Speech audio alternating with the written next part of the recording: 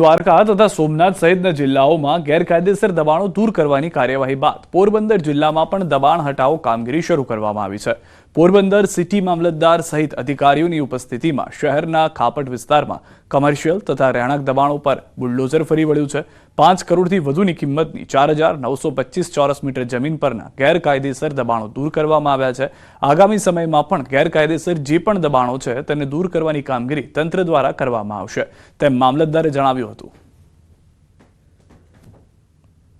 34 દબાણદારોને notice આપી અંદાજે 4925 ચોરસ સ્ક્વેર મીટર જમીનનું દબાણ ખુલ્લું કરવામાં આવે છે અને આની કિંમત અંદાજિત 5 કરોડ 11 લાખ જે થાય છે જે ડિમોલેશનની કાર્યવાહી ચાલુ છે।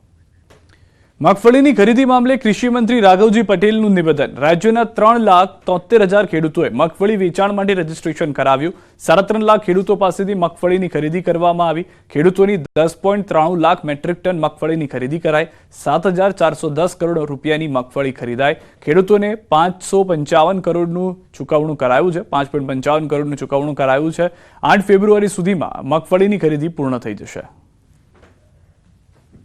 लगभग 3.5 लाख જેટલા ખેડૂતોની મગફળી આજ સુધીમાં ખરીદી લેવામાં આવી છે અને 10,93,000 મેટ્રિક ટન જેટલી મગફળી આપણે અત્યાર સુધીમાં ખરીદી છે જેનું મૂલ્ય 7410 કરોડ રૂપિયાનું થાય છે અને લગભગ 5455 કરોડ રૂપિયાનું તો આપણે ચૂકવણી પણ કરી દીધી છે અને આવતી 8 તારીખથી આ ખરીદી તમામ રીતે એની કાર્યવાહી પૂર્ણ કરી લેવામાં આવશે।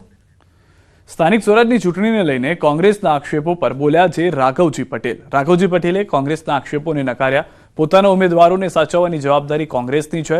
રેકોર્ડ બ્રેક પરિણામો સાથે થશે ભાજપની જીત। હું આ આક્ષેપને નકારું છું। લોકશાહીમાં દરેકને લડવાની છૂટ છે। પોતાના ઉમેદવારોને જો તેઓ લડાવવા માગતા હોય તો એની વ્યવસ્થા પણ એને કરવી જોઈએ અને એ લોકોના ઉમેદવારો ધરારથી એમ કે ઊભા રાખવામાં આવે છે જે લોકોને લડવાની ઈચ્છા ન હોય પછી અને પોતે જીતી શકે એમ ન હોય તો બિનહરીફ એટલે કે ફોર્મ પાછા ખેંચી લેતા હોય છે। એમાં ભારતીય જનતા પાર્ટીની ક્યાંય ભૂમિકા નથી। અમરેલી લેટરકાંડનો મુદ્દો રાજ્યસભામાં ગુંજ્યો। મહિલા સન્માનને લઈને શક્તિસિંહ ગોહિલે સરકાર પર પ્રહાર કર્યા। કહ્યું ભાજપ નેતાઓની આંતરિક બબાલમાં દીકરીનો ભોગ લેવાયો। अभी अभी ह्यूमन राइट कमीशन ने एक संज्ञान लिया।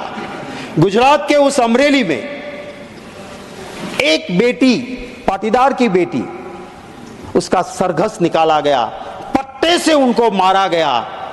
गलती क्या थी उसकी? एक जगह पे छोटे से पगार में वो टाइप का काम करती थी। भाजपा के 2 बड़े नेता की लड़ाई में एक खत टाइप किया। वो खत क्यों टाइप किया करके उसका गुनाह हो गया और उसको वहां से मारा गया। અમદાવાદ સહિત અલગ અલગ જિલ્લામાં બિલ્ડર ગ્રુપને ત્યાં દરોડા। બેનામી વ્યવહારોનું કૌભાંડ પકડવા ડીજીજીઆઈ દ્વારા કડક કાર્યવાહી। ગાંધીનગર ભાટ નજીક સરળ ગ્રુપમાં સર્ચ ઓપરેશન। સર્ચ અને સર્વેમાં મોટું કૌભાંડ બહાર આવે તેવી શક્યતા।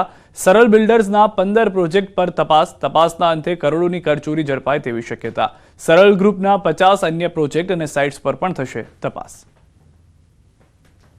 અમદાવાદ સહિત રાજ્યભરના અલગ અલગ જિલ્લાઓમાં બિલ્ડર ગ્રુપ પર દરોડાની કાર્યવાહી કરવામાં આવી રહી છે।